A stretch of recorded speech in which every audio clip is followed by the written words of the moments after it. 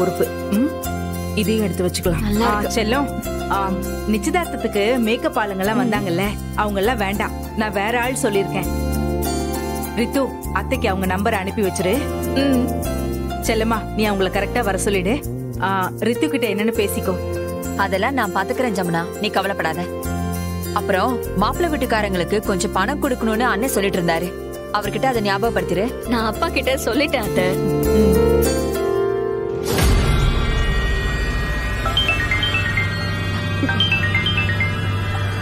சம்மந்தி அம்மா கூப்பிடுறாங்க. சரி, அட்டன் பண்ணி ஸ்பீக்கர்ல போடு. சொல்லுங்க சம்மந்தி அம்மா. உங்க மனசுல என்ன நினைச்சுக்கிட்டு இருக்கீங்க? மாப்பிள்ளை வீட்டுக்காரங்க நீங்களா இல்ல நாங்களா?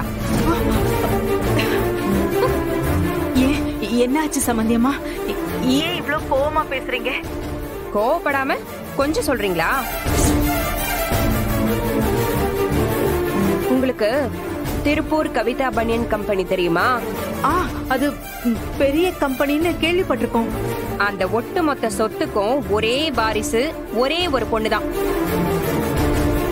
அந்த பொண்ண ஏன் பையனுக்கு கல்யாணம் பண்ணி தரேன்னு சொன்னாங்க. ஆனா எங்க தலையெழுத்து உங்களை மாதிரி ஒண்ணும் இல்லாதவங்களுக்கு சம்மந்தியா வர வேண்டியிருக்கு.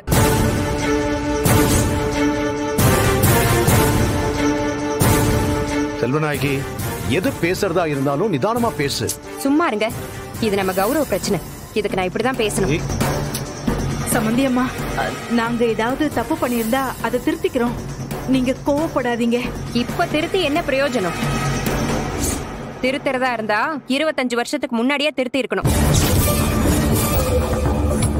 புரியலையா? உங்க மூத்த மக பொறக்காமையே தடுத்திருக்கணும்.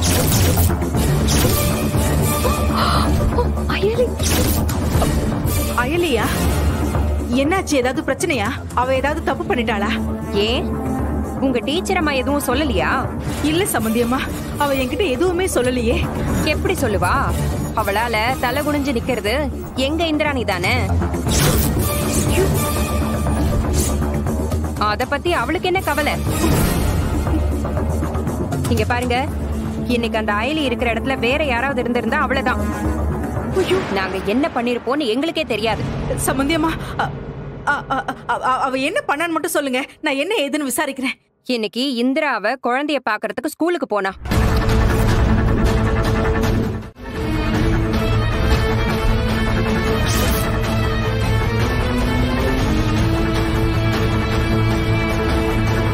இன்னைக்கு மட்டும் அயலி எங்களுக்கு சாதகமா பேசியிருந்தா அந்த செழியன் பைய மூச்சு காத்தே குழந்தை மேல அண்டி இருக்காது.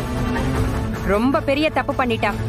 சம்மந்தி அம்மா, நான் அவளை சத்தம் போடுறேன், நீங்க கோவம் மட்டும் படாதீங்க. இதுக்கப்புறம் நீங்க சத்தம் போட்டு என்ன ஆக போகுது?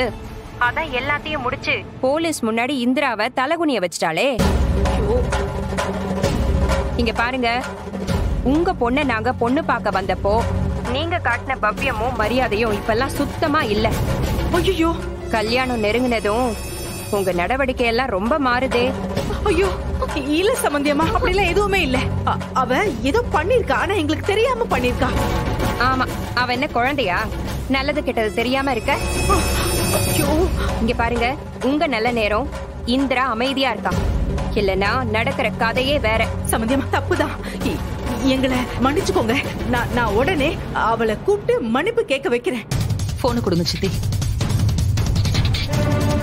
மன்னிப்பெல்லாம் கேட்க வேண்டாம். உங்க மூத்த பொண்ணு கிட்ட செங்கோட்டு வேலர் குடும்பம்னா என்ன, சொசைட்டில அந்த குடும்பத்துக்கான வேல்யூ என்னன்னு மட்டும் சொல்லி கொடுங்க. இந்த குடும்பத்தை தூக்கி நிறுத்துறதுக்காக நான் எவ்வளவோ கஷ்டப்பட்டிருக்கேன், எதையோ இழந்திருக்கேன்.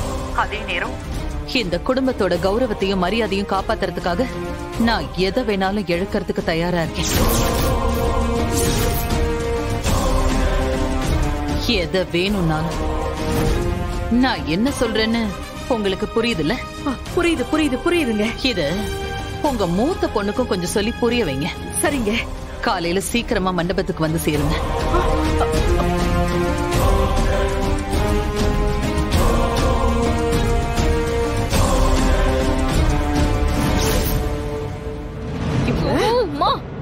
எதாவது ஒண்ணு பண்ணி என் கல்யாணத்தை நிறுத்தணும்னு பாத்துக்கிட்டே இருக்கா.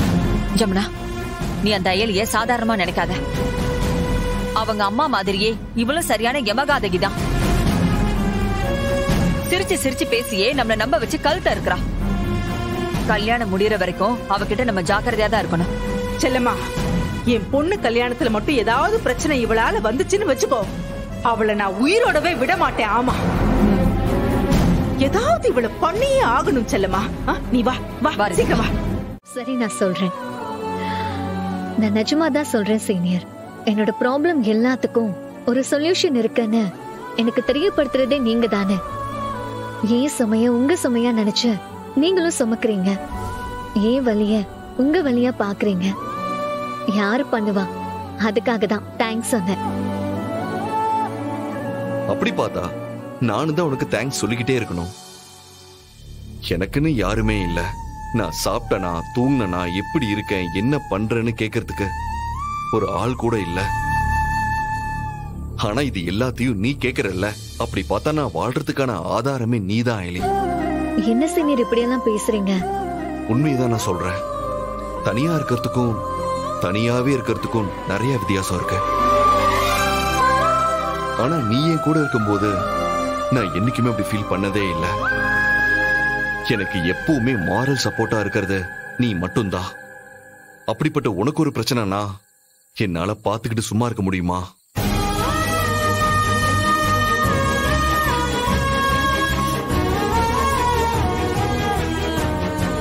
ஏய், ஆமா, பேச்சு வாக்குல நீ என்ன வாயா போயான்னு சொன்னியா? அது ஒரு ஃப்ளோல வந்திருக்கோம்.